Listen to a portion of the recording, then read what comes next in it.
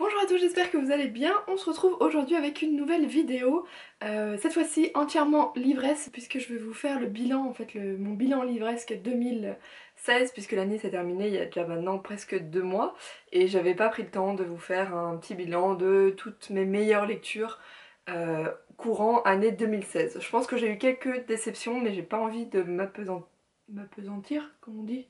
Non, je sais même plus si c'est ce mot-là. Voilà, de parler de ça, j'ai envie de rester sur quelque chose d'un peu plus positif puisque ça a été quand même une année riche en lecture et en bonne lecture et très bonne découverte, que ce soit des découvertes saga ou des découvertes de stand-alone et même de certains auteurs.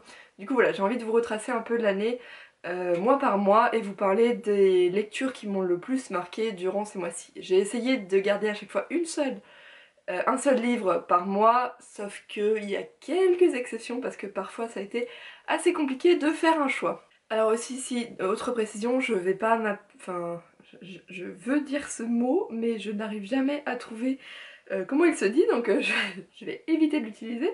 Je vais pas non plus vous parler énormément du synopsis de chacun des livres. Je vous laisserai aller voir les résumés, que ce soit sur Goodreads ou sur le blog, puisque pour la plupart, j'ai quand même fait une chronique sur le blog, même si comme vous avez pu le voir ces derniers mois, ça fait bien maintenant 6 mois que le blog est un peu à l'abandon. Je ne sais pas quand je pourrai le reprendre, mais pour le moment c'est vrai que j'essaye de me reconcentrer d'abord sur les vidéos avant de me remettre à écrire des chroniques sur le blog. Donc voilà, alors on va commencer avec le mois de janvier, et le mois de janvier ça a été ma découverte de Taryn Fisher avec Fuck You. Ce livre, j'avais pris le e-book un peu au hasard puisque c'était j'avais vu sur la page Facebook de Colleen Hoover qu'elle disait que bah voilà, son amie Taryn Fisher sortait ce livre-là et qu'il fallait absolument le lire. Je l'ai lu, je m'attendais pas à grand chose et en fait ça a été une très très bonne lecture, je l'ai dévoré, pas aussi vite que j'aurais pensé puisque entre temps j'étais partie aussi un week-end à Londres donc j'avais forcément moins le temps de lire, mais pour moi ça avait été une lecture super fluide et que j'avais lu très rapidement. C'est l'histoire d'une jeune fille en fait qui va faire un rêve où elle est en fait en couple et elle a un enfant avec le petit ami de sa meilleure amie. Sauf qu'elle n'avait jamais eu de sentiment pour lui, elle ne s'était jamais, enfin voilà, elle s'était jamais posé la question de se dire, se fantasmer sur lui. Et ce rêve va beaucoup la faire réfléchir, en fait va changer sa vision qu'elle a de cet homme-là. Et on va voir petit à petit que leur relation va évoluer. Sauf que bah voilà, c'est le petit ami de sa meilleure amie et qu'elle ne veut pas absolument pas de ces sentiments-là, mais bon, l'amour reste plus fort. Donc on va avoir un amour qui a un peu des obstacles, à la fois le bon côté et le mauvais côté de ces sentiments amoureux, de cette espèce de coup de foudre révélé par un rêve, en fait, par l'inconscient en fait de la jeune fille. Et j'avais beaucoup aimé la façon dont Taryn Fisher menait son histoire et ce qu'elle avait fait de ses différents personnages. On continue avec février où là j'ai découvert Avant toi de Jojo Moyes puisque je savais que j'avais vu la bande-annonce du film qui sortait plutôt, du coup il est sorti quand? Mai, juin ou avril, je sais plus, dans ces zones-là, et du coup la bande-annonce m'avait bien plu, je m'étais dit pourquoi pas découvrir le livre. Je l'ai lu et là aussi ça a été une très belle découverte, j'ai beaucoup aimé la façon dont Jojo Moyes parlait de ses personnages, parlait de ce sujet qui est assez dur, assez sensible, et en même temps elle arrive à nous émouvoir et à nous faire rire. On a cet humour qui reste quand même omniprésent durant tout le livre et j'étais un peu tombée quand même amoureuse des différents personnages.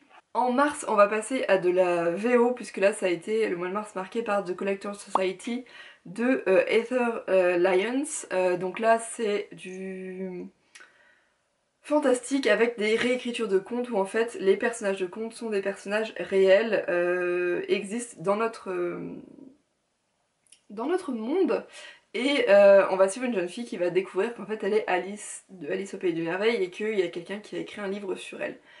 Là j'ai adoré la façon dont l'auteur a monté cette espèce de monde là et on découvre avec bonheur ces personnages de contes, de livres qu'on a peut-être beaucoup aimé dans l'enfance ou même encore aujourd'hui et on découvre une autre facette de leur personnalité puisque dans ce cas-là en fait leur vie a été romancée mais ce n'est pas leur vie réelle, ce ne sont pas exactement comme les livres les ont décrits, et on va découvrir avec bonheur en fait comment ils sont réellement, ce qu'ils ont vécu.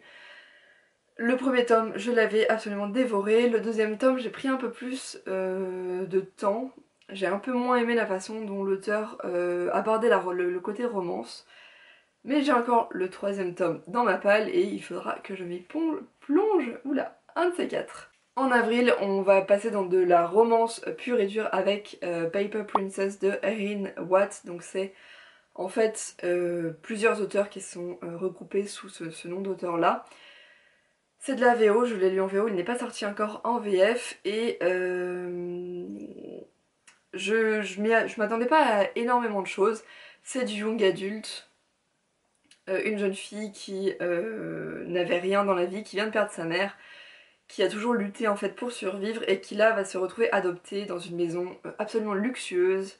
Euh, Sauf que en fait elle va être accueillie dans une famille avec 5 garçons.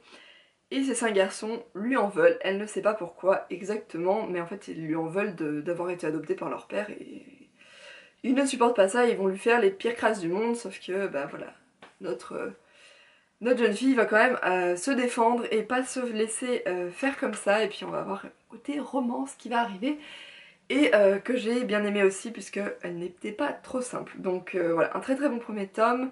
Le deuxième tome est sorti en juillet, je me souviens déjà plus du nom. Et le troisième tome aussi, qui est le tome final, sauf que le deuxième tome, j'avais eu un petit peu plus de mal avec la façon où les auteurs nous emmenaient. Donc pour le moment, je n'ai pas encore lu le troisième. En mai, je vais vous parler de 2 livres qui sont sortis, dont l'un est sorti en français et pas l'autre, parce que je pouvais pas faire le choix entre les deux. Donc c'est pour le premier livre The Orphan Queen de Jodie Meadows, qui est le premier tome d'une duologie. C'est de la fantasy et c'est l'histoire d'une jeune fille un petit peu badass qui va se retrouver au milieu de complots, de pouvoirs pour essayer de récupérer le royaume dont elle est la descendante et qui avait été pris par les ennemis. Et on a à la fois un petit peu de magie, de fantaisie, donc des choses un petit peu surréalistes et une très belle romance que j'avais bien aimée. Et le deuxième livre dont je voulais vous parler, qui là était une énorme découverte ce mois de mai, donc c'est The Wrath and the Dawn de Renée Abier, je sais plus comment ça se dit. En français c'est Captive. Et là, on plonge dans les mille et une nuits et juste les deux personnages sont juste, j'ai adoré. Là rien que d'en parler en fait, ça me donne envie de le relire puisque comme j'avais beaucoup aimé et que je suis en panne livresque, je ne sais pas forcément quel livre sortir. Donc je me dis pourquoi pas ressortir ce livre-là que j'avais adoré, mais on va dire que là au mois de mai ça tombait absolument parfaitement puisqu'on était dans le...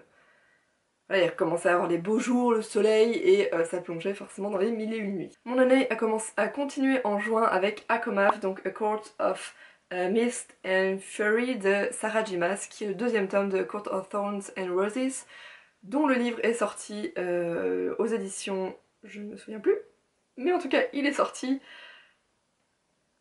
où il sort au mois de mars. Il est sorti au mois de février ou il sort au mois de mars, je sais plus exactement quand. Mais donc ça avait été une de mes découvertes, une sorte de réécriture de La Belle et la Bête avec des fées. Et là c'était la suite, je ne savais pas exactement où l'auteur allait nous emmener puisque je trouvais que le premier tome pouvait en fait rester un premier tome et ne pas avoir de suite. Et là j'ai été juste éblouie par la façon dont Sarah J. Maas arrive à retourner des situations et arrive surtout à faire changer le lecteur de point de vue vis-à-vis de ses personnages. Il y a des personnages que j'avais beaucoup aimés dans le premier tome et là dans le deuxième je me suis retrouvée à les détester. Alors à l'inverse, ça peut m'arriver, ça m'est déjà arrivé d'avoir détesté un personnage et puis finalement de l'aimer, mais d'avoir aimé un personnage et de le détester c'est quand même beaucoup plus rare, c'est beaucoup plus dur, et là j'ai juste adoré la façon dont l'auteur nous arrive à faire ce twist là. En plus elle nous fait ressentir vraiment les émotions de son personnage principal, enfin moi j'étais vraiment plongée dedans et je comprenais, je ressentais tout ce que cette jeune fille pouvait ressentir. Et donc voilà, un tome qui est assez volumineux, assez gros, mais que j'ai dévoré en une semaine et que j'ai adoré. En fait, tous les livres dont je vous parle en ce moment, ça a été quand même des grosses bonnes lectures voilà, courant de l'année. En juillet vient ensuite Fièvre Noire de Karen Marie Moning. J'avais entendu parler de ce livre-là, de cette saga, puisque c'est une saga en 5 ou 6 tomes, sans les tomes compagnons qui viennent par la suite. J'avais entendu parler de cette saga sans exactement savoir ce qu'il y avait dedans. Et elle m'avait pas été forcément recommandée, on m'avait dit peut-être que ça te plaira pas. Finalement, je l'avais pris en e-book et cet été, j'avais fini mes livres.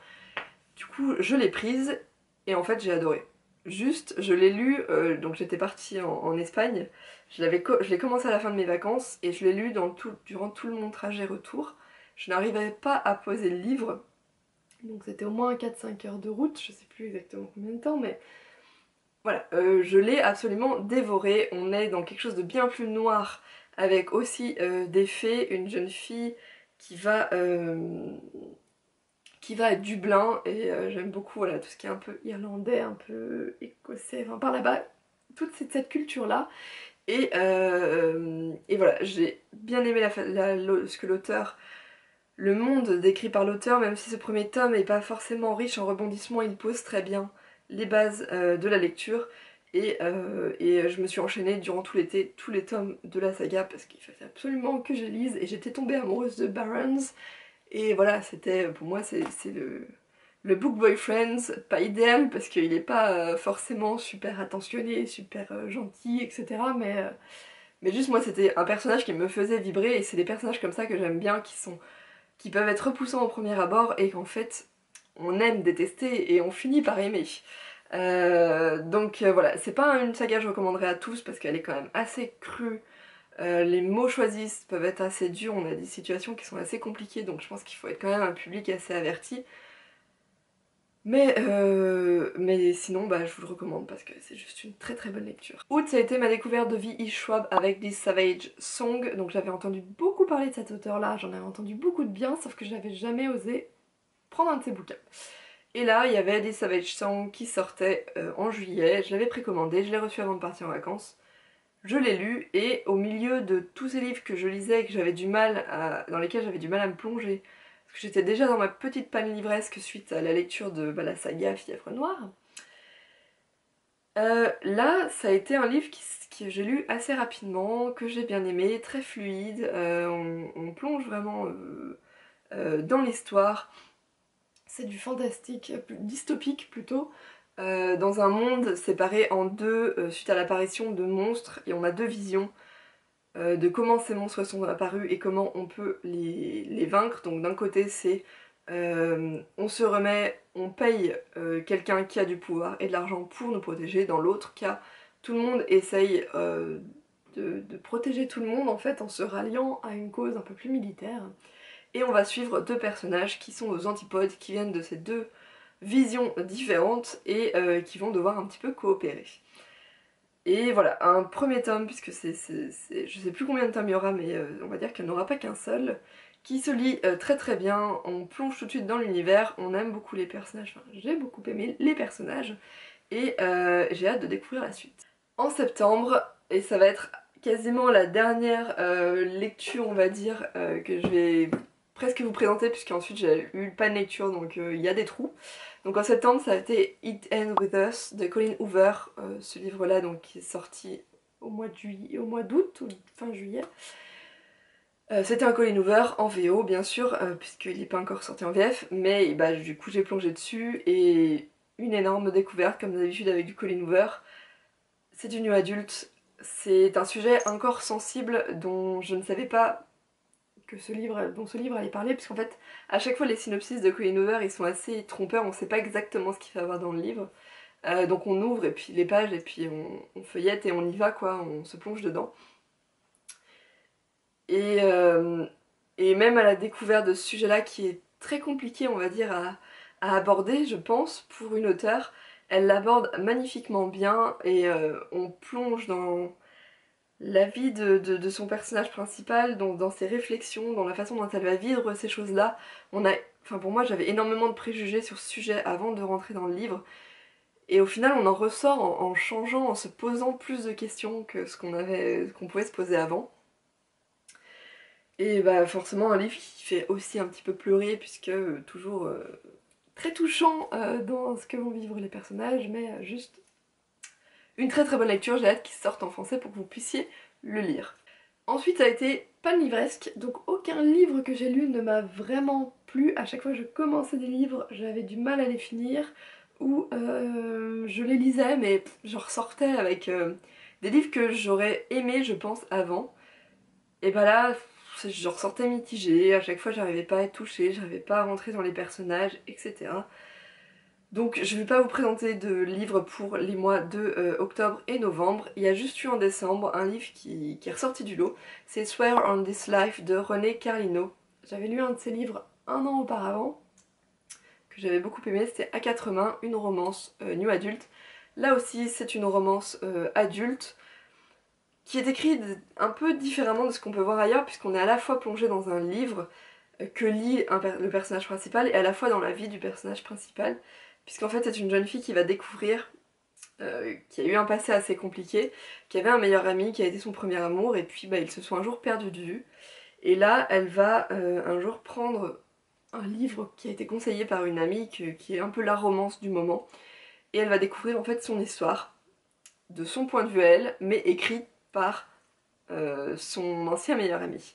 Et donc on va avoir sans cesse ce parallèle-là entre qu'est-ce qui a été écrit, comment a été romancée leur histoire, qu'est-ce qu'elle a vécu, et elle-même ce qu'elle est en train de vivre en relisant ce livre-là et en découvrant un petit peu voilà, comment son meilleur ami l'a vu, et en luttant contre ses propres sentiments, puisque eh ben, elle en a quand même toujours un petit peu pour lui, elle a eu du mal à remonter la pente suite à leur séparation, qui semblerait venir de lui.